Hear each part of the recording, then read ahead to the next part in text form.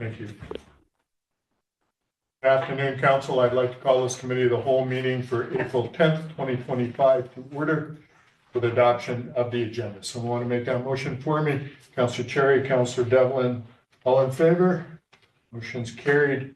Adoption of the minutes of the committee of the whole meeting from March 13th. Someone want to make that motion? Councillor Devlin, Councillor Lucial, all in favor?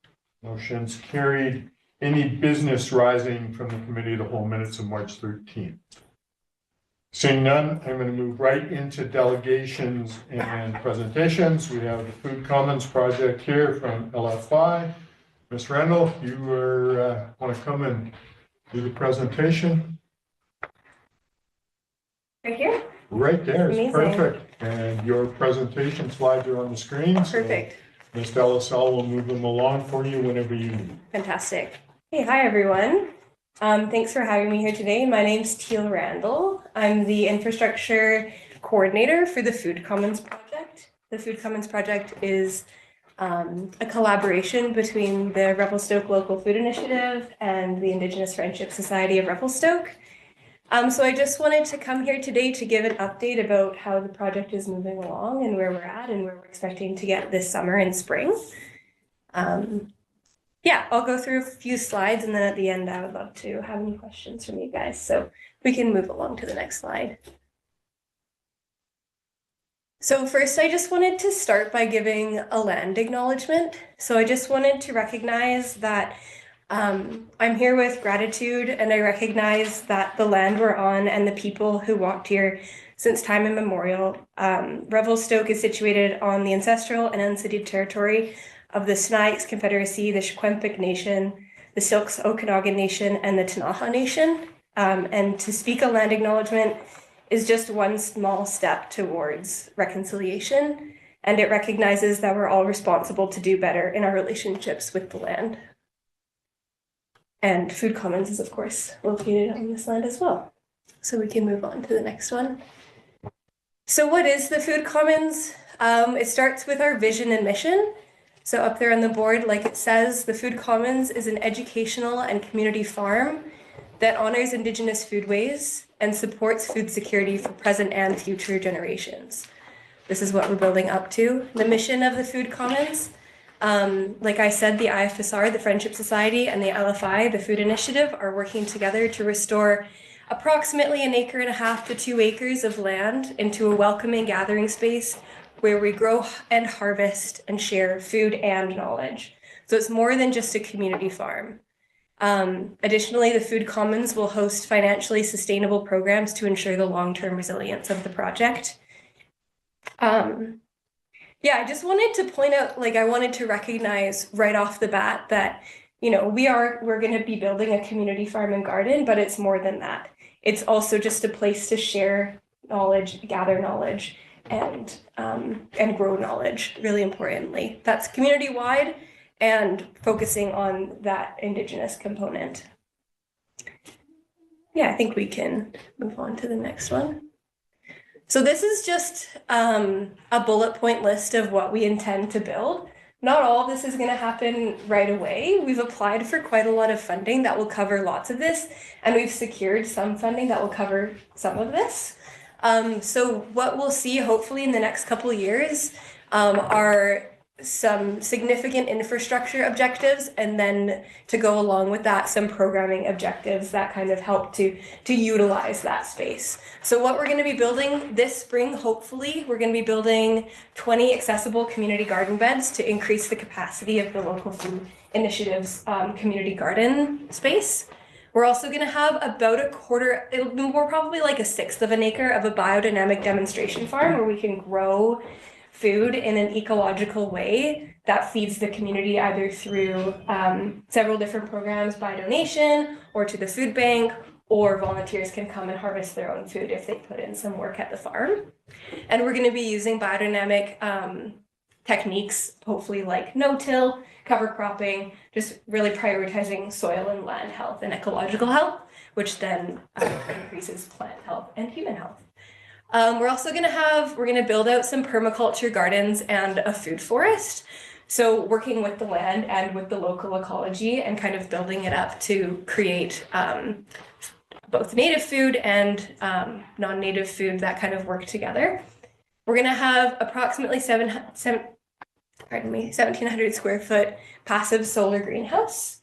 So that'll be able to build that'll be able to grow all year round, and with requiring very little energy input. So just using solar and then geothermal energy for the greenhouse. We're going to have a wash pack station for the vegetables that will grow, really important for food safety and human safety for growing or for rather distributing clean produce.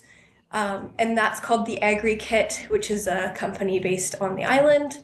It'll also have a storage facility for refrigerated vegetables, just increasing capacity for stored food.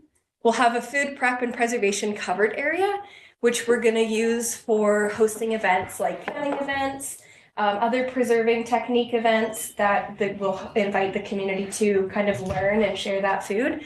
And we'll be using the food from the food commons for that. Or if community members grow an abundance of food in their own gardens, then they're welcome to use that as well. And we'll also have a traditional smokehouse, which we're going to build alongside some members of the Snayaks Nation. They'll come and help us kind of guide the building of that smokehouse. We'll also have a multi-use outdoor classroom and separately a ceremonial space. So we'll have infrastructure to bring students and youth and anybody else who's interested to come and learn about food on the space. And then we'll also have a ceremonial space so people can come and celebrate and honor the land and the food that we grow there. And then, really importantly, we're going to have a tool shed and some storage areas. We're going to hopefully build that this spring, and a root cellar. So all of that will feed into the programming objectives.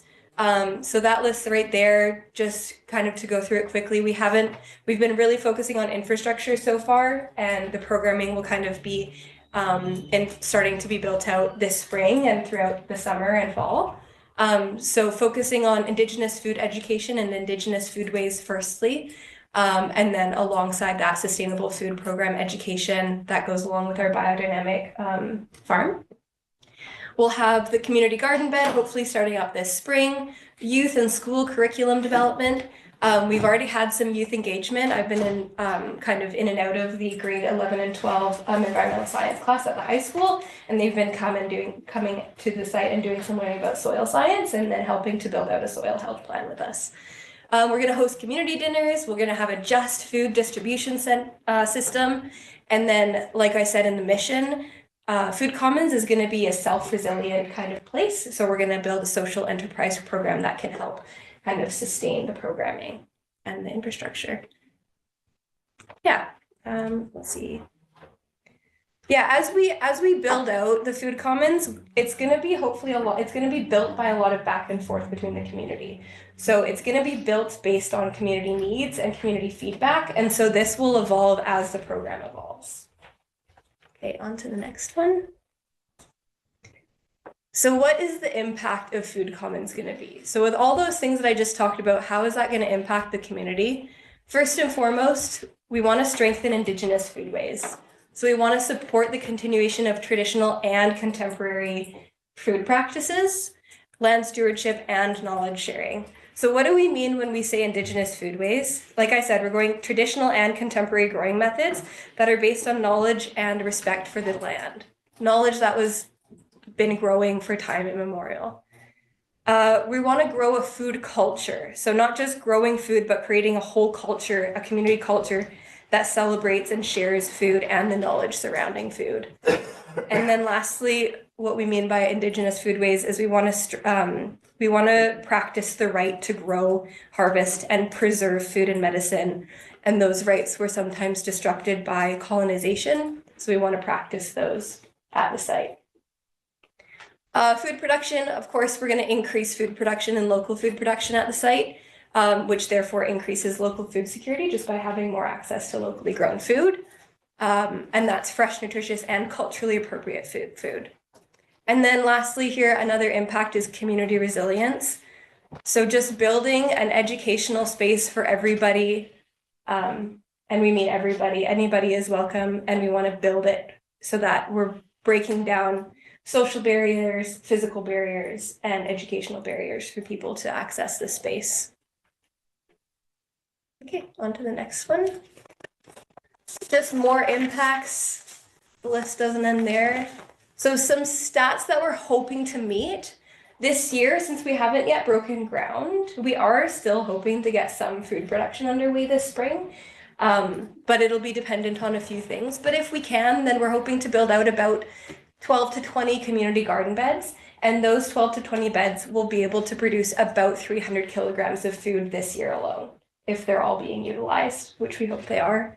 Other food production zones will be constructed this year and into next year. And then by the completion of all this infrastructure built out, we're going to be able to grow a lot of food. So it's broken down here, and I estimate about 4,500 kilograms of food at this 2-acre site per year. So a significant amount.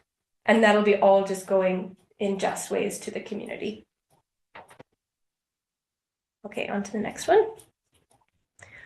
So how does Food Commons fit into security? So a couple weeks ago, my colleague Sam came here and she talked about food security and the food security strategy. So just building off the points that she would have made here, we fill a few gaps in the 2022 Revelstoke food security strategy, including food production, food literacy, Indigenous food sovereignty, and connection to region. So as we talked about food production, we're going to be creating hopefully about 4,500 kilograms of food per year. Food literacy, those programs that we're going to create will help increase food literacy within the whole community, including schools, seniors, and other underserved people. Indigenous food sovereignty, so that's increasing the capability of Indigenous nations to create their own food systems. And then connection to region, that's building community. We're going to have events and workshops and dinners that bring people in and invite them and get them connected to the food and the region. So there's a few steps that Food Commons takes towards the top 15 recommendations in the food security strategy, including number 4, establishing partnerships to create and maintain food productions on public lands. Number 7, continuing to host events celebrating our food systems and use food as a means to bring people together. Number 9, provide community reconciliation training for the general public and local food actors to help increase the general awareness and knowledge about the damages caused by colonial systems and the oppression of Indigenous people, and the connections to and implications for Revelstoke's local food system. And there are a few other steps that we're filling here that I just didn't want to read out to you guys because you've probably seen them before. Yeah, we can go on to the next one. So what progress have we made so far? So Food Commons has been in the works for several years, but I was hired in January as the first staff for Food Commons. And so far what we've done in 2025, we've started our community engagement program. So before I was hired, a group of Indigenous elders was brought out to the site and walked the site and gave suggestions for the site plan and how Food Commons is built up. So we worked that into our site plan. We've done the same thing with some local farmers, same thing with some students from the high school. The grade 11 biology class, I believe, last fall came out and kind of gave their opinion and spoke about what they would like to see at the Food Commons. This CSC Youth Cohort program is new. So CSC is Canadian Service Corps. The youth coordinator will be hired this spring, and they'll lead a cohort of youth to develop and build out some gardens at the center. So it'll be kind of the first large phase of our youth programming here. And then we're just building out our community engagement plan, and that'll be released to the community, including a survey as soon as we can get our lease signed. So that's our community engagement we've done so far. We've also made huge strides in our site design and our land use planning. So the first step was determining our infrastructure needs. First and foremost, water and hydro. We don't have that at the site, so that's going to be the first thing that we do when we break ground this spring. We also need somewhere to put that water and hydro, so we're going to build a utility shed. Other infrastructure needs, greenhouse, gardens, some of that wash pack and those covered areas that we talked about earlier. So just nailing those down and then putting them into a site plan, which we have now. We initiated the lease agreement earlier this winter, and that is currently with the city's legal team getting a look over before we can sign it as soon as possible. And then we've done some preliminary site design, like I said, and we've been doing some soil health planning with those grade 11 and 12 students.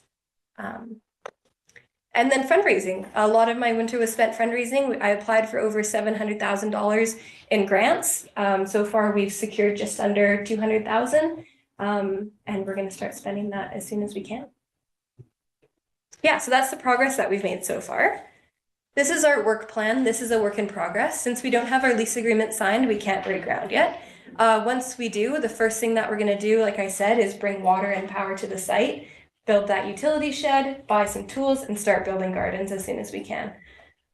This summer, we're going to start our, so after the community garden bed building workshop, our community gardens will be ready to be grown in, so we can start growing some vegetables here. That's all I have for that one. Yeah, I just wanted to really focus in on here on water. As you guys know, water is probably the most important thing for growing food outside of soil and sunlight. So water is the base on which the food commons will stand. We need irrigation, we need reliable irrigation. We need water to maintain our safety standards for people and for food, making sure that everybody is able to wash their hands with safe water and wash vegetables with safe water. And then, of course, this is going to be effectively a farm, and farms are really hard to work on and you get really thirsty, so we need to have a source of drinking water. So water feeds into our whole site plan and our whole programming plan. So just kind of focusing in here on how important it is to bring water to the site. We've gotten a quote from the Public Works Department, and we're going to use some of our initial funding to bring that in, and then from there we can bring it into our utility shed and build some underground lines to all of our gardens. Yeah, that's all I have for the water. And that's all I have for the presentation. So I wanted to thank you guys and hopefully open up to some questions about the food commons. Sure. Thank you, Ms. Rano. I appreciate you coming.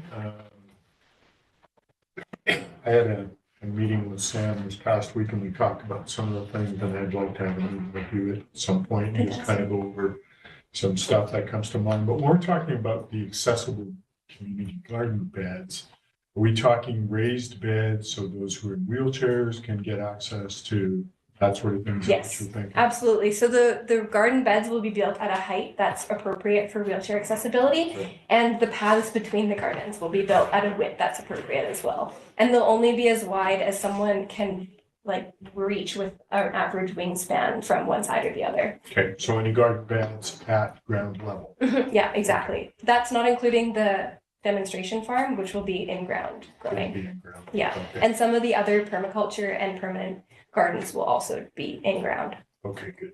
And then local people are there to chill and start that sort of process. You talked about no tilling, and I'm interested in, you know, how you're doing. You're going to compost that and not till, and then go from there. Are you doing like a demonstration garden?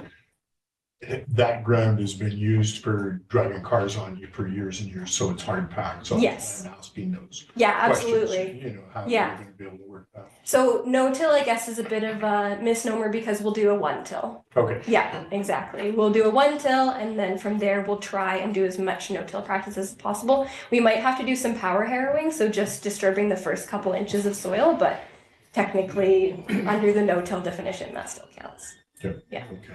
Good. And then the greenhouse, so we're talking about passive solar. What do you mean by that?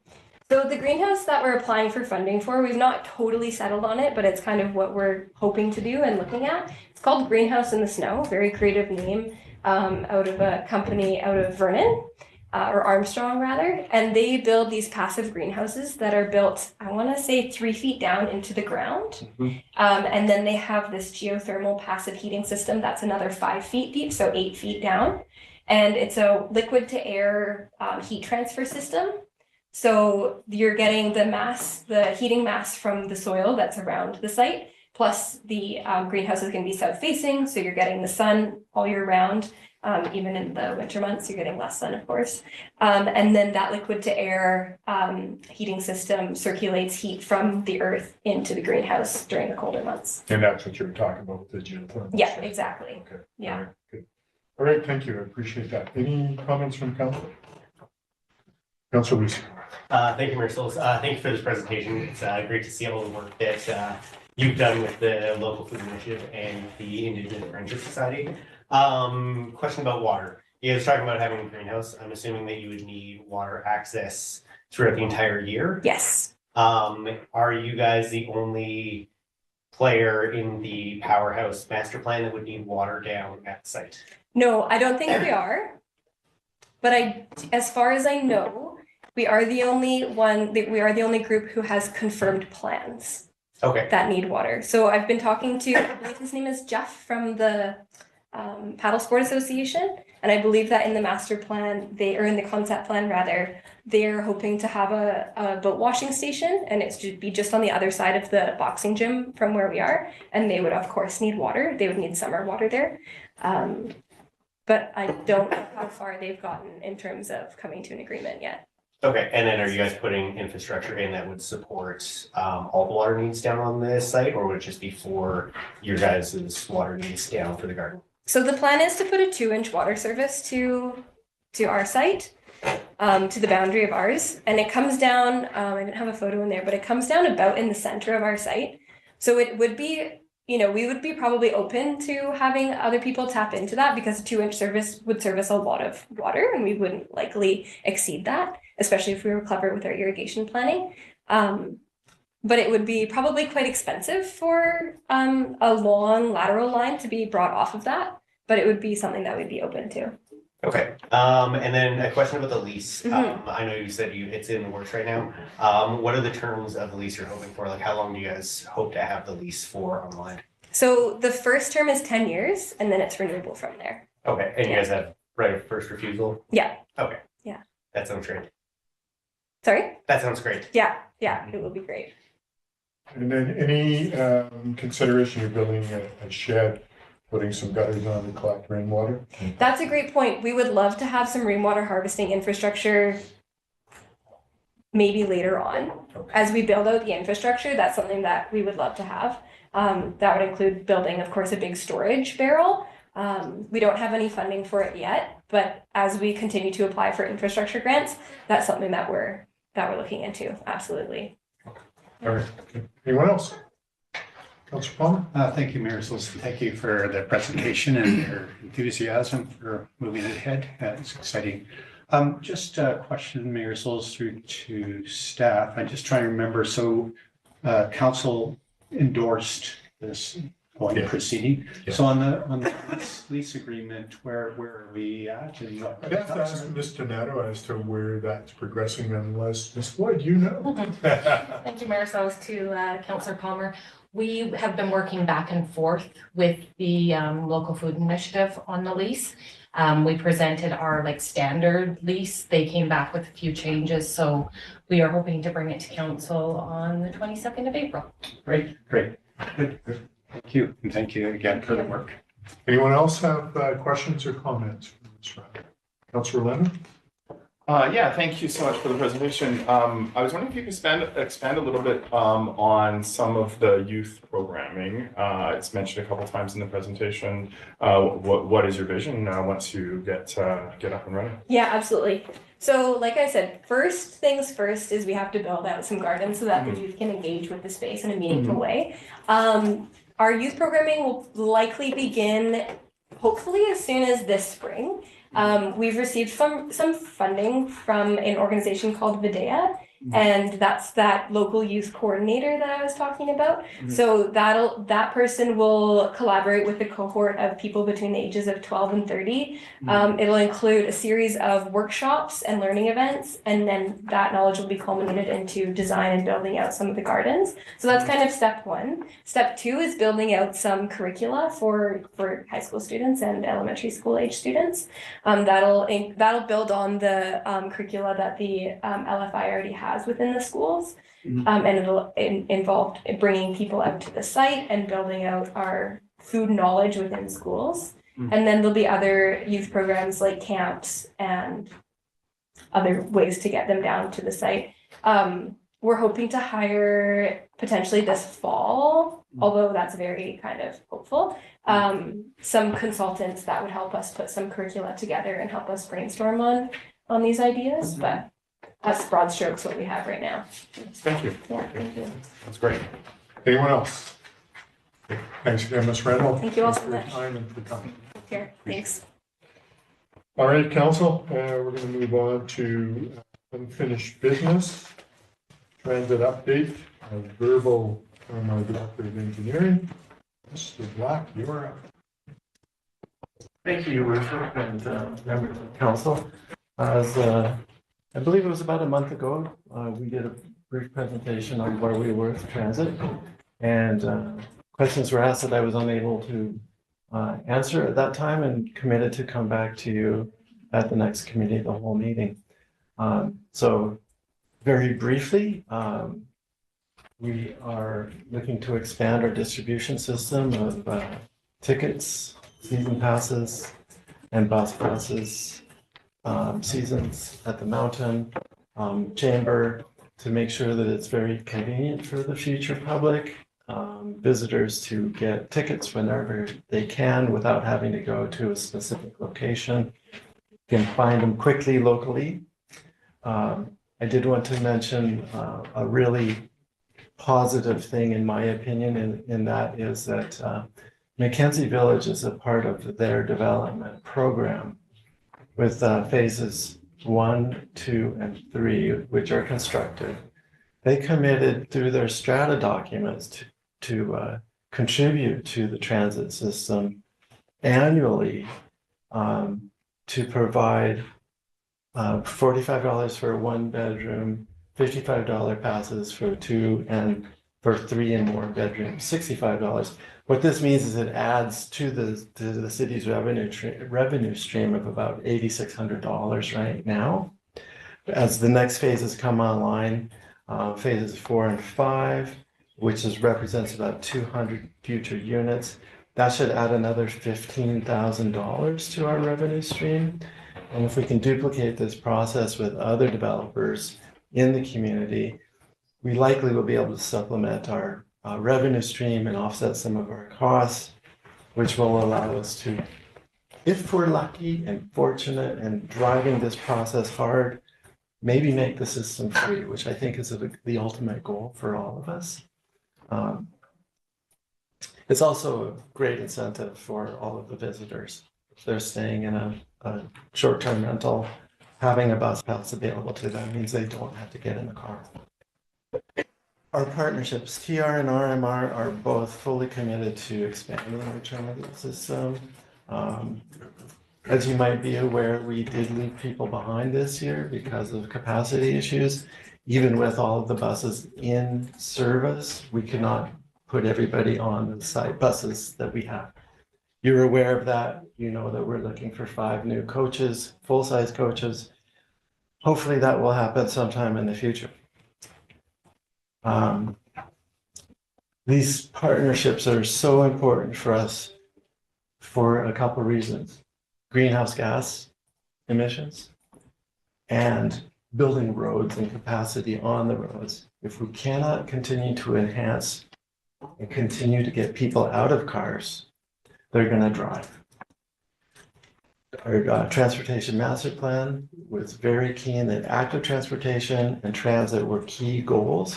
And so if we do not follow that path, the likely outcome is the need for wider roads, more parking, more infrastructure that is only used at peak times. And so it's really important for us to keep looking at opportunities to build our partnerships and build revenue streams. As I mentioned, bus capacity, because of the fleet size that we have, peak and afternoons are, the ridership is exceeding the capacity of the buses with equipment. And so as you're getting on the bus with ski, snowboard, whatever, you can't pack all of the seats together. And I don't believe that we can put anything on the outside of the bus. And in council, and Mayor, this Scott passes everything Revelstoke. He's our operator for BC Transit and the shuttle. And so if I turn my back to you, it's to get more input. And so we are really in a tough situation with the success that we've achieved. And we acknowledge that we're running out of space. So it's really important for us to continue this expansion, get new fleet, bigger fleet, et cetera, et cetera. Discussions with BC Transit, very few full-size coaches were allocated this year. I'm not certain what that number is, but they all went to what they call tier 1 services, which are over 100,000 service hours or something of that nature. So that's Victoria, Lower Mainland, et cetera, communities much larger than us. And unfortunately, procurement is also an issue with BC Transit right now. My understanding is that many of the manufacturers have retooled to move towards hybrid, CNG, battery, electric. And now that electric, it doesn't seem to be the really cool thing to do. Now these companies are having to retool back to conventional diesel buses. And so there is a delay there in getting equipment. Our transit reps are always advocating for us.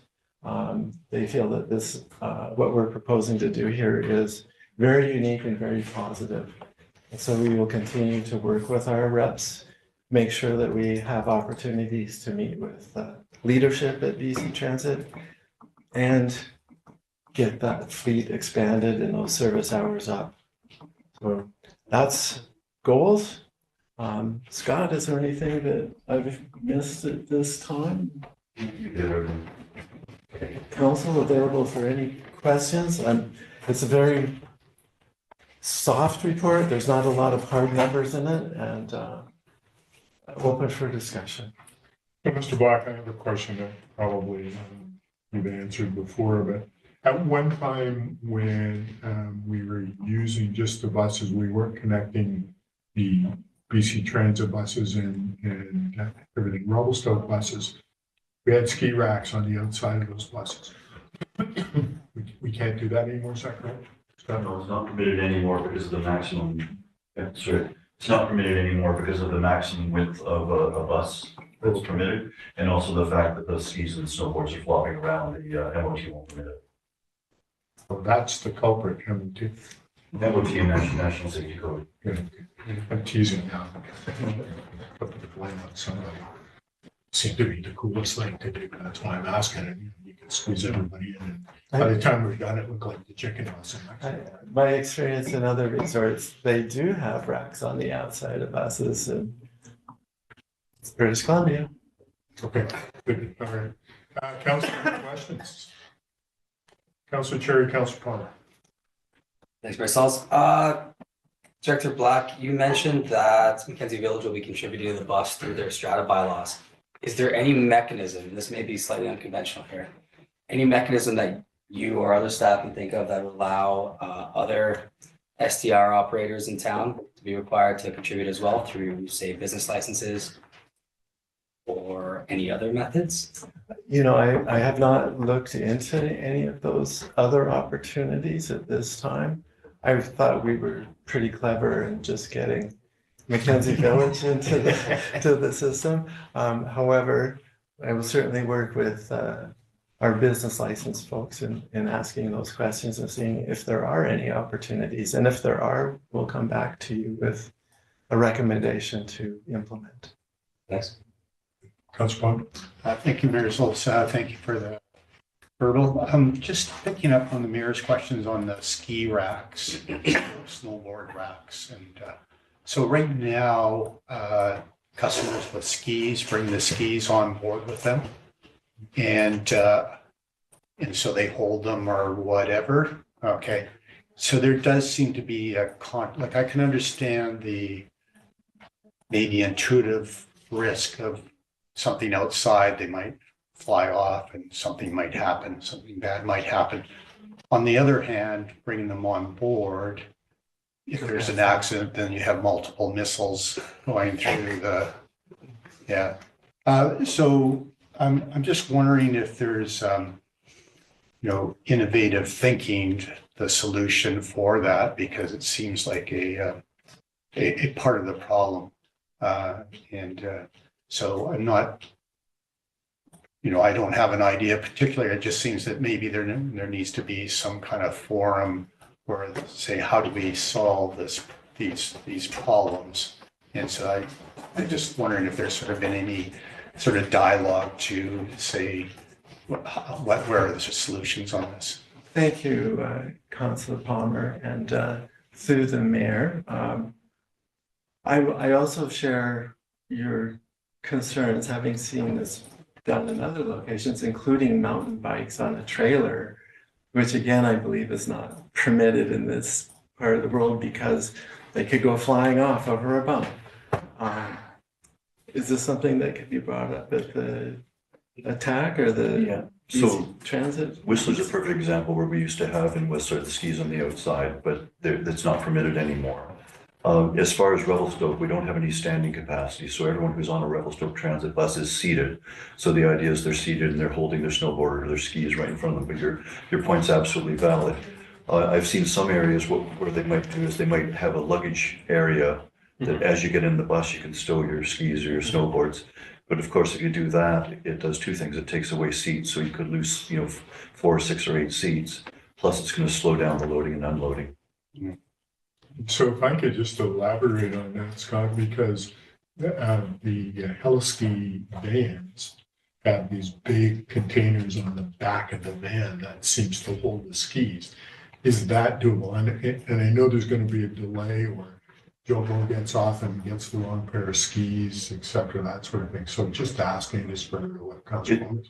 It's certainly an option. Your second point is actually a bigger concern, is the fact that I could leave my crappy skis on the bus and take Steve's good skis. Yeah. And it would I do the same thing. Yeah, he's got good skis. Yeah, exactly. Thanks. Councillor Staker. Just a question in regards to pet policy. I know when I've been in Calgary before, I've been able to pay full adult fare for my dog to go on the city bus. Is that an option here in Revelstoke? If there was a visitor coming to, Mackenzie Village and they wanted to come downtown to the plaza and watch the music and bring their dog because they don't want to leave their dog unattended. So my question to you guys, is that an option to bring your pet on the bus? Service animals or animals in cages, but otherwise no. Okay. Thank you. Anyone else? All right. Thank you both. Appreciate your time. Thank you for your support. Appreciate it. All right, council, we are going to move on to departmental updates. Ms. Floyd, you have a corporate services quarterly report. Thank you, Mayor Sells. So not much to report on the corporate services side. It's a little bit boring. Having said that, we have combined It's an amazing picture here in the report. I just want to Yeah, we have combined the communications into the quarterly report. So my guess is that any questions will be related to that, and Ms. Williams is here to answer them if you have any. All right. Any questions for Ms. Floyd or Ms. Wood? Councilor Palmer. Thank you, Mayor Souls. I like stats and I like corporate officer stuff, so I don't find it boring at all. But a question, thank you for this. And we've seen over the last year or two sort of more robust reporting from most of the departments on activities in the stats. And I think it really helps us get a sense of what's going on and where, weak points might be coming or where we're strong. So one of the things I noted in this report is these are all the sort of standard things that are happening. However, there's other activities. For example, the town hall meetings that we have are these community forums. And so that might be something to add into certainly the amount of work that's happening. So that's my only comment, but I find this really helpful as a counselor understanding what, the volume of work and what's happening out there. Thank you. Thank you. Councillor Staples. Yeah, question through the chair to Ms. Floyd is regarding the freedom of information and protection of privacy. I see that there was 2 requests processed in 2025, and I'm wondering if we're tracking who's making these requests, just in the case that something goes awry down the path, and we need to figure out, maybe potentially a counselor starts getting hostile phone calls or emails or visits to their house, and who accessed the privacy and who requested the protection of privacy and information, and I'm just wondering if we're tracking who's accessing that information. Of course, Councillor Stapenhurst through the mayor. According to the records management retention schedules, all of the FOI requests are do not destroy. So we will keep them, and should something like that happen, I'm sure we can address it. Great, thanks so much. Anyone else? Comment or question? Councillor Palmer. Yeah, just for clarification on that, I think it's important information. So you have the requests, and there's 2 aspects to that legislation. There's freedom of information, so that's the right of the world to ask for information and get timely information. And the other is the protection of privacy. It would seem to me that just further to the question, if there's somebody actually making a request, they're probably protected under protection of privacy, I'm assuming. However, I guess the question is typically it's mostly freedom of information requests. Has it been mostly exclusively freedom of information, or has it been protection of privacy requests as well? Typically freedom of information. However, when that information gets distributed to the requester, we have to do all the redacting to protect the privacy of Right. Okay, thank you. Thanks for that clarification for both of you. I just have a question because Ms. Williams is here and I don't want her to leave without having to speak to this stuff. Just looking at city views, and you've got a nice yellow arrow going to bounce rate. Can you explain that to me? Your worship, just to clarify what the bounce rate is. Yes. So a bounce would be if I go to send you an email, but I don't have your correct email address, it would bounce back at me. So this is an indication of, basically we want this to be as low as possible, because it's an indication of how tidy our database is. Okay, great. I appreciate that. Thank you. Any other comments or questions? Seeing none, we are going to move on to the fire rescue services. Thank you, ladies, for your report. Chief Hirose, we're going to go through your order 1 report, if you don't mind. Your worship, I certainly will, if you'd like to have that on the screen present. Yeah, sure, that'd be great. See if I can make it work today. I was, apologies for yesterday, I was trying to multitask. And of course, it didn't work. Actually, it worked out well, so it's all good, thanks. Okay, so that's a little bit small, but my cover page there, so I will change that for you and make it a little bit easier. Oh, technical. There we are. Where's IT when you need them? So this quarterly report highlights some of the department's achievements through the first quarter. And a few nice pictures there that I wanted to recycle, but I thought I'd start with the fire suppression. Our fire crews have been quite busy this quarter, as you can see. 121 incidents total. And of course, I'm going to have to read some of these. Now, most of these were medical, first response, motor vehicle accident, and fire alarms. As you can see, those numbers there are fairly consistent across the board. We had some fires in addition to the dumpster fire on January 29th. We had another fire on February 8th and another one on February 9th. So those were taken care of with crews on scene. Chief, those were 2 different structures, or what? Those were 2 different structure fires. The first one on February 8th was approximately 2 a.m. There was a person trapped in that structure fire. One person was transported to hospital with no injuries. that was fortunate. And then the next night, about 3 a.m., there was a second fire come out. So subsequent to that, and there were no injuries on that fire. No one was trapped in that one. So that was good news on that. Good news is we have 12 firefighters showing up to the first fire there and 11 on the second one. So that's a pretty decent turnout for those hours in the wee hours of the morning. So we appreciate everyone that turned out for that, the volunteers and the clear firefighters.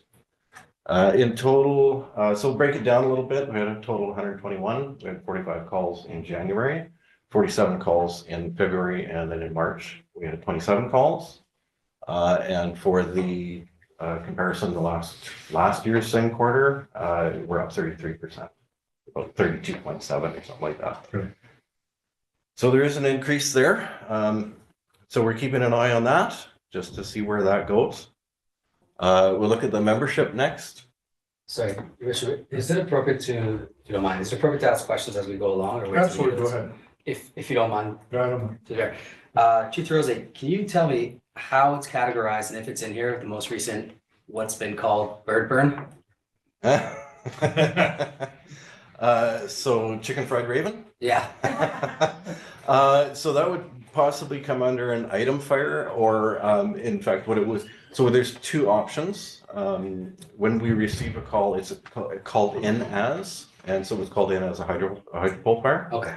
And so then there's an update after the crews have responded and dealt with the incident. That we go back into the records with our dispatch and do the actual incident. So that would fall under an item fire potentially. We don't have anything for that type of thing.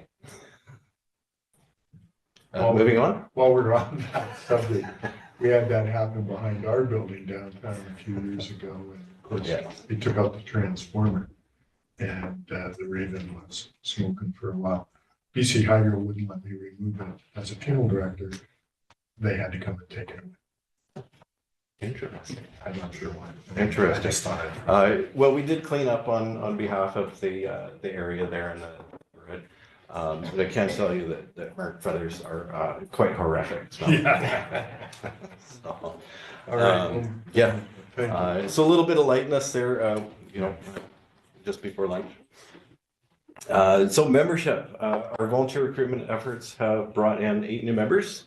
They've started their training already on February 8th. And with an orientation of the fire service, of course, and expectations of volunteer firefighters.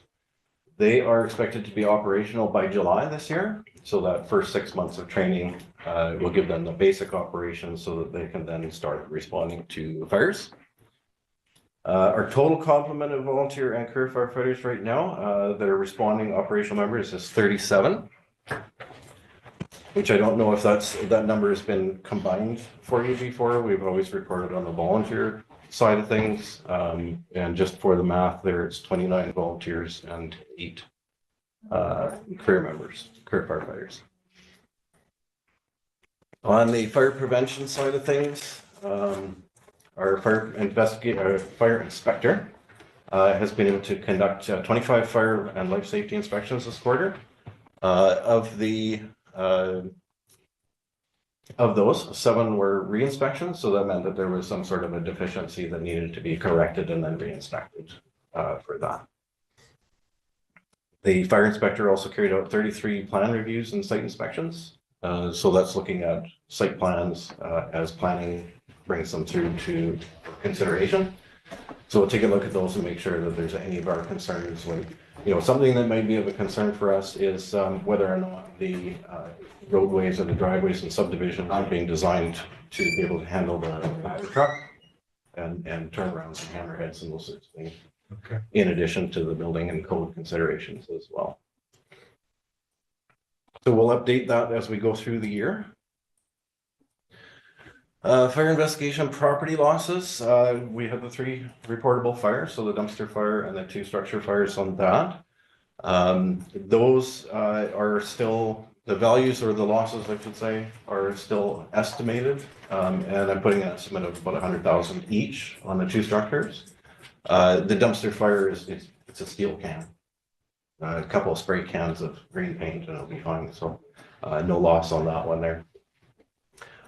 Causes of the fires, I'm not going to identify any one of them specifically, but one structure fire was improperly installed heating equipment, another was misuse of open flame, and for the dumpster fire, it's undetermined. There was a lot of stuff in there. Or saved on tipping fees. Well, now it's hazardous material. So yeah, the final property losses and the values at risk are to be determined. So we kind of have to wait for the insurance companies to get back to us with that information so that we can put those numbers together and finish out our fire reports and those sorts of things. And by that time, we're pretty much done with that. Public education. So there's a couple of really cool pictures there, but we're going to start on fire inspected, conducted several fire evacuation drills at the schools. That's efforts to improve the safety of the kids for sure. Make sure that their fire evacuation procedures are efficient and effective. And firefighters participated in several public events, including one that's called Ready, Set, Learn, and another brand new one that was hosted by the library. It's called Touch a Truck. It was a great event for kids of all ages. They had a chance to actually get up close and sit in trucks and touch trucks. There was I think they call it a rotator wrecker with a big crane, and they can pick up the 40-ton trucks and that sort of thing. We had the massive snow plow, the one that's too wide to go over the single lane bridges. A bunch of other trucks there. We had a couple dump trucks. We had some motors, and of course, the fire department had a rescue truck. It was a very well attended event for the first one, and we're looking forward to participating in the next one. And finally, we're starting to see some child seat inspections coming up. We've got 3 more that are already booked, and I think 2 of them were done today. So there's lots of activities going on in the world, and that's bringing more people. So they need to be travel safely. So yeah, that was a really cool event. Looking forward to doing it again. Our training division has been busy. The number of qualified firefighters hasn't changed, as our 8 new firefighters are still in training, so their qualifications haven't changed those numbers that we were at the end of the year. And the recruit firefighters will be working towards their qualifications for the NFPA 1001, the professional firefighter qualifications, over the next 12 to 18, 24 months. So that's going to be exciting. So there's 2 practice sessions held every week. Tuesday night was for the brand new recruits, so we're training them separately from the rest of the firefighters because they're at a totally different level in their knowledge and understanding. And then Wednesday nights, our regular practice is for all the current members. And so they're out doing scenarios and things like that. Just the most recent one was confined space. So we did several nights of skill building. And then the final practice is sending them out with no instruction. Here's a task, here's a goal. Go and rescue Randy out from wherever they're trapped, and they're really enjoying that. So. Oh, good. Councillor Cherry. Thanks, Chris Sauce. Chief Rosie, is Swiftwater training included at, or just with our conjunction, for how close we are to a number of rivers? I'm just curious if that. Trying to answer that carefully. One of the challenges with Swiftwater is that, well, number one, we have Revelstoke Search and Rescue, which is their specialty. And so they're a lot faster at that than we are. One of our challenges is, of course, we don't have the equipment. So the boats and the life jackets and all the water rescue, stuff like that. I am looking at inland water or still water. So there's 2. There's kind of flood, and then there's swift water, flood related swift water, and then there's inland ponds, irrigation ponds or livestock and that sort of thing, or natural lakes as well, that we could do. So we're looking at that, but right now, one of the things I would say is we're struggling to find enough time from the volunteers to actually take all of this training in addition to the firefighting. So that's one of the challenges that we see with actually getting people qualified to conduct these sorts of things safely.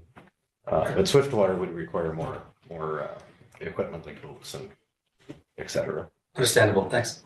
Councillor Stigner. Yeah, thank you. Looking at the fire training division, I see that first responder EMR. Is that the highest level of first aid that people are trained to in the fire department? Typically, yes. So our mandate for the medical responses is the EMA-FR. However, we're fortunate to also have some BC ambulance employees who volunteer with the fire department. So they come with varying levels above that. So they may have the EMA or the PCPs as well. The challenge is that under our agreement with the province and BCEHS is that we're only permitted to practice to the highest level that they permit, which is EMA-FR. Yeah. We're unable to transport, that sort of stuff. Now, I will say if one of our BC ambulance firefighter volunteers was on scene, then we could release them to BC ambulance and then they could practice at the higher level. So it seems a little out of sync, right? Like you look at the amount of calls that we're going to that are medical, and 40 of the calls, 40 out of the 121 calls that you guys went to in the first quarter were medical. Yeah. But the majority of the training that you guys are focusing on is fire and rescue. Yeah. And it's well.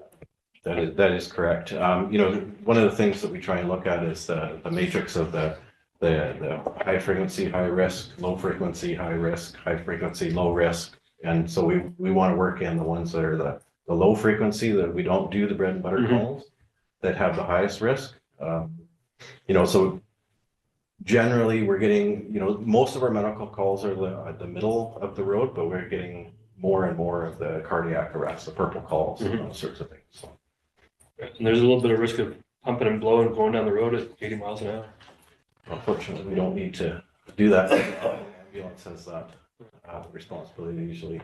They don't take one of your guys to. Sometimes. Yeah, sometimes. Okay, thank you. All right. Carry on. Thank you. Where am I at? I think I covered everything there. So on to emergency management. So this is very timely. There's a whole bunch of information there, but I think the most important one is that we have submitted the 2025 EBCM Emergency Support Services Grant for training and equipment to increase the training and recruitment and retention of ESS volunteers, emergency support services. So you'll hear something tomorrow.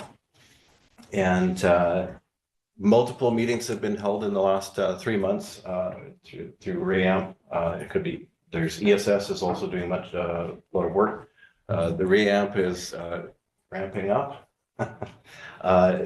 getting more focused through the terms of reference there. Coming back with that, we've done a bunch of work on the HRVA, updated some of the emergency documents to align with the new EDMA, the Emergency Disaster Management Act. And either Dave Moen or I are attending the weekly provincial hazard update calls. There's one right now that I'm not in, so. There's Mayor and I last summer doing a little interview. I thought I'd throw that in there for posterity. Yeah, you in the green vest? That's me, the green vest. Yeah.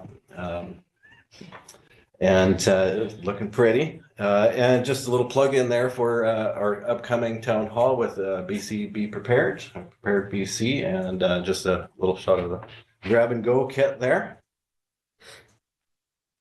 Fire Smart. Fire Smart is off and running. Very busy already this spring with our early thaw, I believe. It has pulled a lot of people out of the house. Ms. Barkley is getting a lot of requests and questions about the Fire Smart program and home assessments and those sorts of things. So that's really good to see. The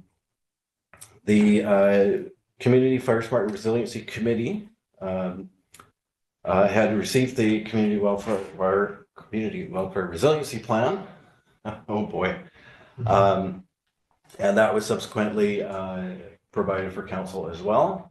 So if you've had a chance to read the 27 recommendations, we're always interested in your thoughts or feedback or questions. The Fire Smart Coordinator is busy planning Wildfire Week, which is coming up. It's an event aimed at increasing public engagement and awareness and reducing residential wildfire fuels in 2025. Home assessment requests and rebate inquiries on the first quarter show an increased public interest as compared to last year. So a little bit more traction over year to year. So that's good to see. Home assessments are already completed and many more expected to come along. That is all I have for my quarterly report. I do have an ask of council to address an issue with one of our apparatus, if that would please the council. Awesome. Let's just be a verbal thing. I did have some follow-up on the report, maybe. Yeah, do that first. Sure. Go ahead. Thank you. Yeah, thank you for the report. I'm pleased to see quite a bit more work happening on emergency planning and that kind of stuff. As you know, I was a bit of a critic a couple of years ago, and I continue to be concerned. Yeah, so I'm pleased to see that moving ahead. There's a lot more to be done. The Fire Smart Week, which week is it? Okay. Yeah. I want to say it's roughly the 24th of this month. Of May. I believe it's May 24th. Is it not? Maybe you could get that. May. Yeah, be important information. And then the I'm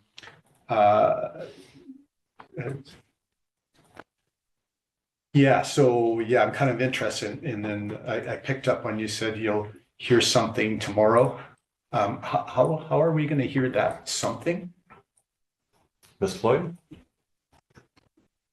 We have the grant application that we submitted, and there's a period of waiting before we can make any comments on the result of that. Is that I see, yes. correct?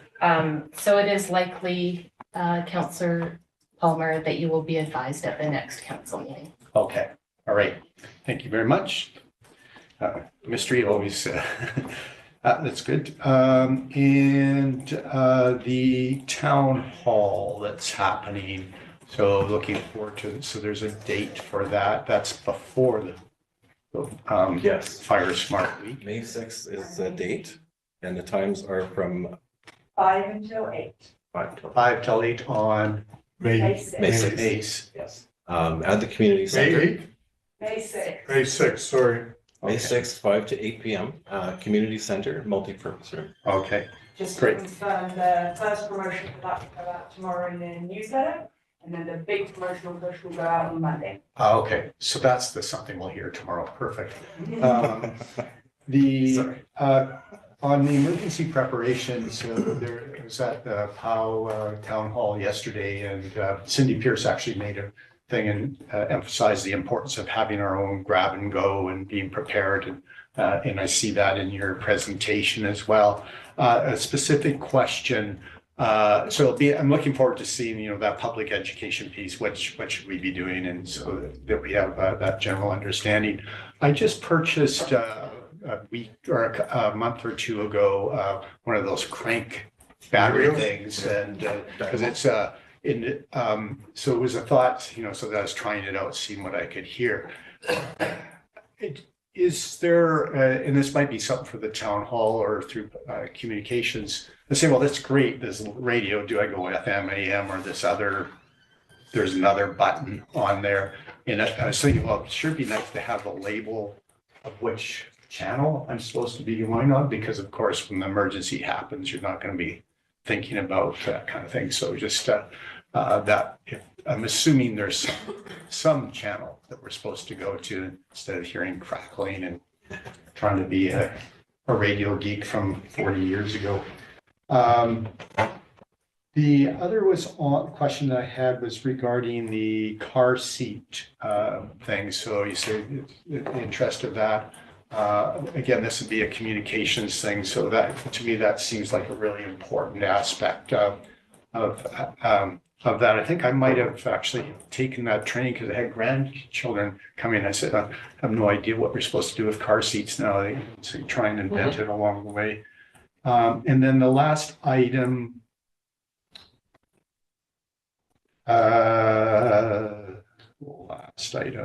no, that's good. That's it. Thank you very much. Thanks. And just to, I'll get to you in a minute, Councillor Terry, but just further with the car seat things, the staff actually promote that with the daycares and the kindergarten students and that sort of thing, do we not? With the school board, just to let them know that, hey, our staff are trained to do that, bring your car seat, and we can make sure you've got it in proper. For example, with these Ready, Set, Learn, that was one of the things that they did there was the child protection seats as well.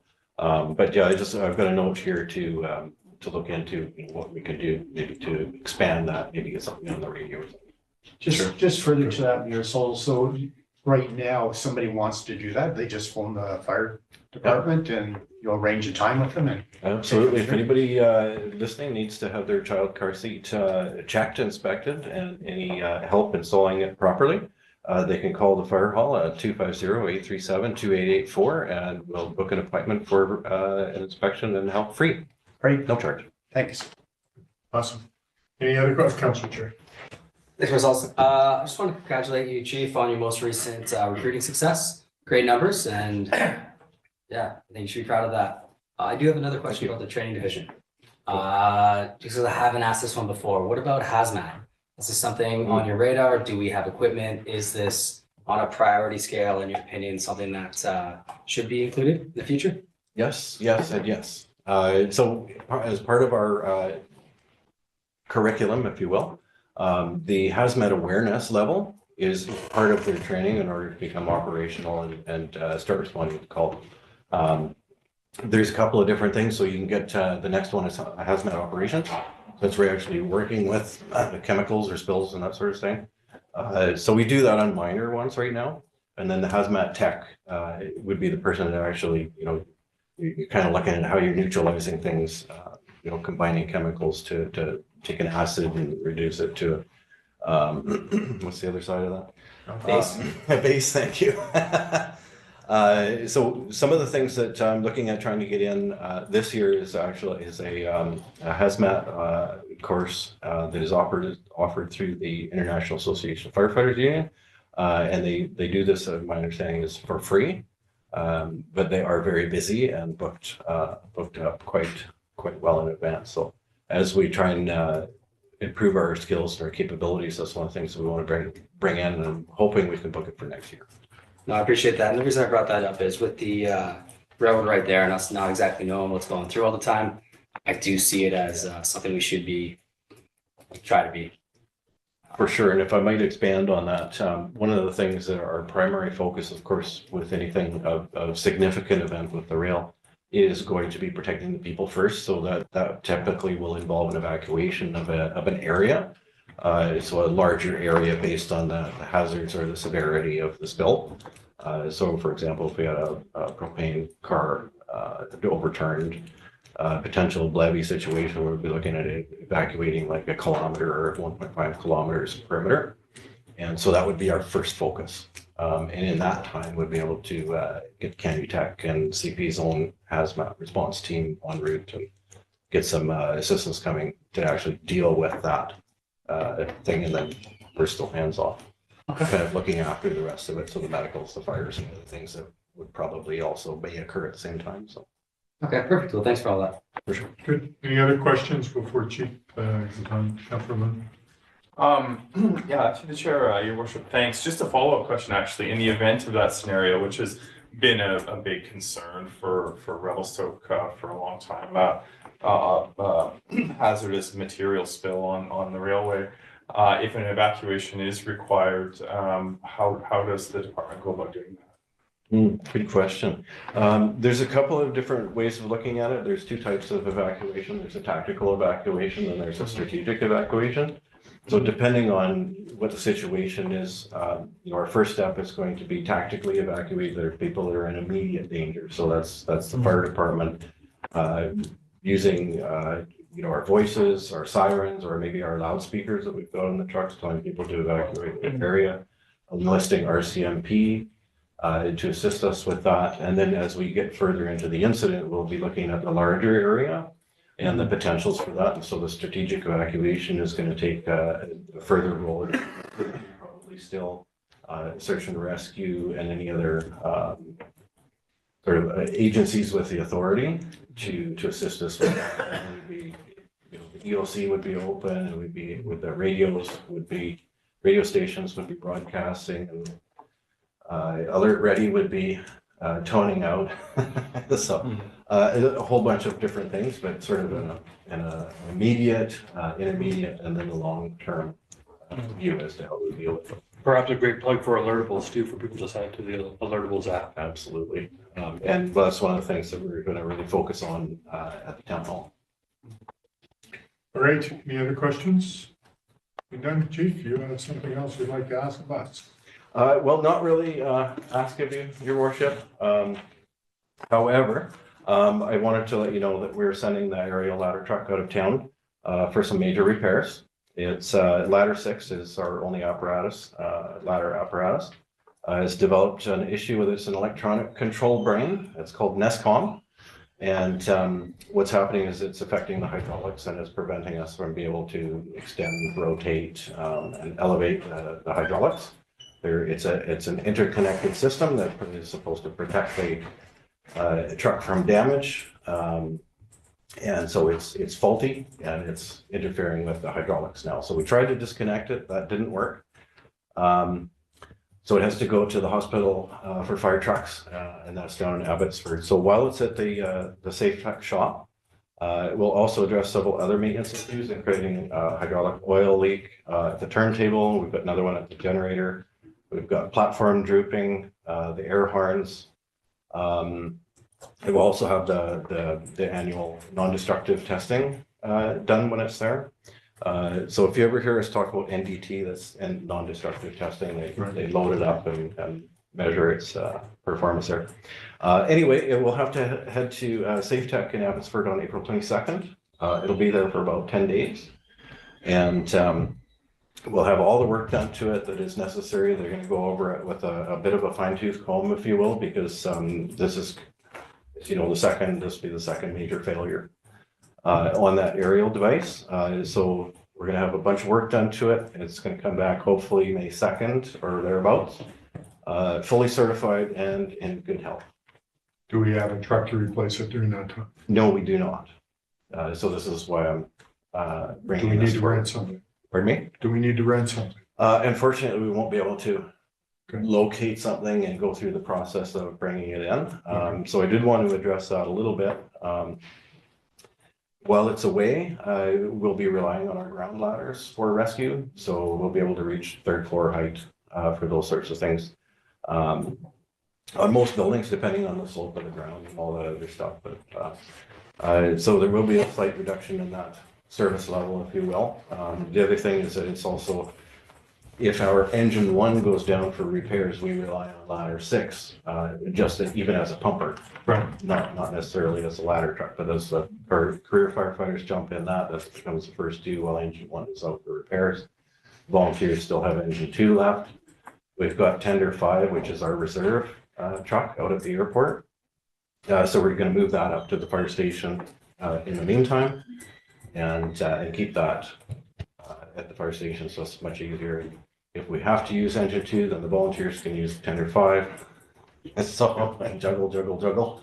I think that's all I really have. I mean, it is going to be somewhat expensive. I don't have an estimate right now because we don't actually know what's wrong with it. However, I have had to purchase and pay for the NESCOM control brain up front, and that's $13,350. Nice round number, right? So you can imagine, the actual work to fix the problem is going to be somewhat involved. My estimates are in the 50,000 range. Okay. Well, thanks for advising us. We need to eat them. Yes, hopefully it comes back and it lasts the rest of its life without further problems, but it's been a bit of a lemon so far. Good, appreciate that. Councilor Luciano, you have a question? What is the expected life on the ladder truck? Normal, so in most communities, it's a 15-year first due lifespan, 20-year maximum, and then after that, you can put it into a reserve status. In reserve status, it doesn't qualify for insurance grading. Okay. And how old is it right now? 12 years. So it's almost halfway through its maximum lifespan of 30 years. It's 15 years. We got another 2 years on its first due. And we can run it for 20 years total, but we do see a degradation on that a little bit. Okay, thanks. Any other questions for Chief Joseph? Seeing none, thank you again, Chief. 45, my back is cringing. All right, good. Okay, before I ask to go in camera, Mr. Lindquist is here from the review. I'm going to ask if you have any questions, sir, before we go in camera. No questions, Your Worship. All right, thank you. Councilor Palmer? Just for the media or anybody else that's paying attention, we do have a special council meeting. So we have an in-camera. Yeah, we're going into the special council meeting and then where we hear a couple things and then we will be going in camera of that. So thank you for that. So is there in camera for the? No, there is no camera for committee of the whole, but I want to take a few minute break for washroom and that before we go into the other. Yeah, so then just for clarification, we'll be adjourning or. Just take a break, then come back in special camera. Yeah. Or a special council. So we'll be adjourning or terminating. Terminating this. This Yeah. meeting, and there will be there's an open meeting with some agenda. That's correct. Yeah, thank you for that So clarification. 10 minutes and Yeah. you may want to stick around for that. Yeah. So All right, I am going to ask for termination of this meeting. Councilor Staples, Councilor Devlin, all in favor, motion's carried. We will now terminate the committee of the whole meeting. And Ms. Delasal, just for the record, will come back in about 10 minutes to sign in for special counsel. Thank you. Yeah.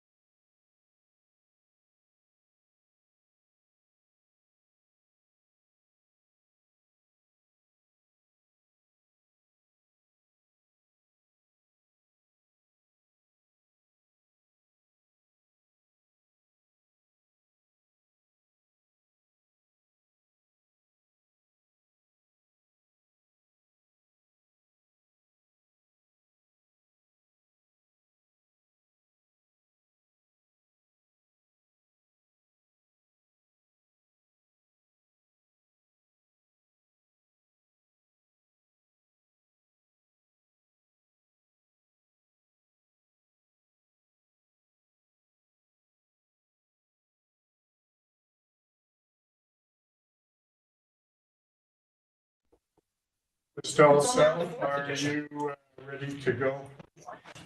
13th reports. You got lab for all those? Oh, he published the fourth. Yes, yeah. Been republished since. He only did 4.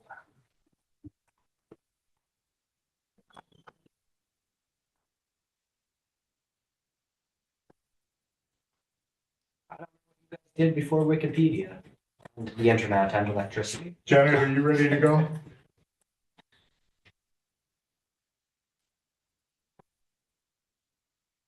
Is she not hear us? Can you hear me She now? must not be able to hear us, but I see a mouse on the screen, so what's moving? You muted? No. Yeah, no. Looking at my Teams messages. You just let her know we're She ready. says she's ready. Okay. All right, council.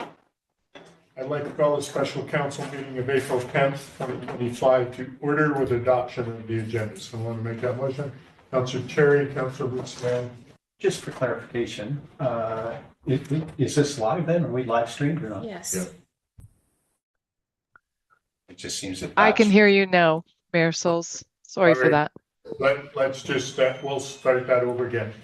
I'd like to call to order the special council meeting of April 10th, 2025 with adoption of the agenda. Councilor Cherry, Councilor Lucian, all in favor? Motion's carried. Moving on to our business of the day, number 4, bylaws. Someone want to put this motion on the table for me, please? Councilor Palmer. Thank you, Mayor Souls. I'm very happy to move that the official community plan amendment bylaw number 2405 be adopted. Second for the motion, please, Councilor Cherry. Any discussion on this motion? Councilor Palmer? Yeah, I'll just speak. I mean, it's been in the public so many times, but this is a very, very major milestone for council, for the community, for staff. And again, just thank everyone for all their work in the community, for staff, all the input that's been put into this. It is a major, major milestone for us. Thank you. Thank you for that. I am so appreciative we've got this far and so quickly. I'm grateful to staff for putting this together for us and for the engagement from the community. Any other council want to make any comment or ask a question? Councilor Plum? Yeah, and I'm kind of jumped the gun a little bit. The OCP is an important one. Yeah. It's really applying to the next motion on the zoning bylaw, which is, this is an important component to it, but it's really the next one. Thank you. I will call the question on this motion. All those in favor? Opposed? Motion's carried unanimously. Thank you. Moving on to item B. Someone want to put that on for me? Councilor Palmer? I'm very happy to move the zoning bylaw number 2406 be adopted. Seconded for the motion, Councilor Stapenhurst. Any further discussion on this motion? You want to reiterate your comment? It is a major milestone. And I thought it was such a big milestone. I wanted to do it twice. Great, awesome. I think we're all excited that we've got this far. A lot of work and really done in a very efficient manner. So, Mr. Simon, to you and your team, thank you.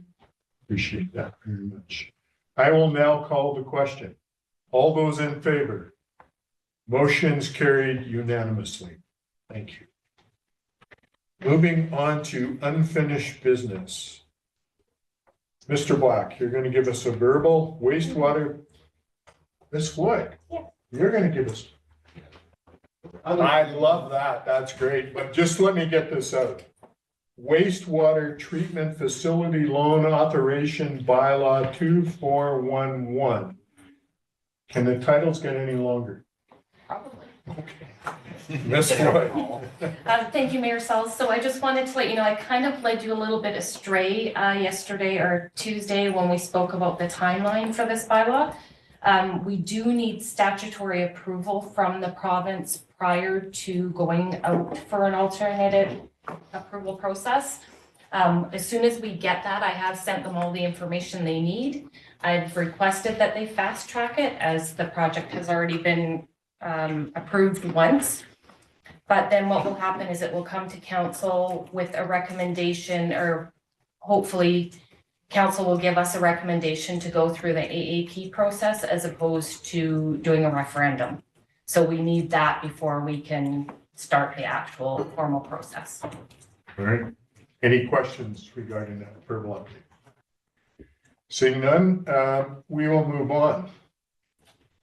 Mr. Lindquist, you're still here? I'm trying to look through the TV. We got to get this TV moved to the ceiling. Yes. Any questions? No questions, Your Worship. All right, thank you. I would like to go in camera pursuant to section 90.1H and I of the community charter.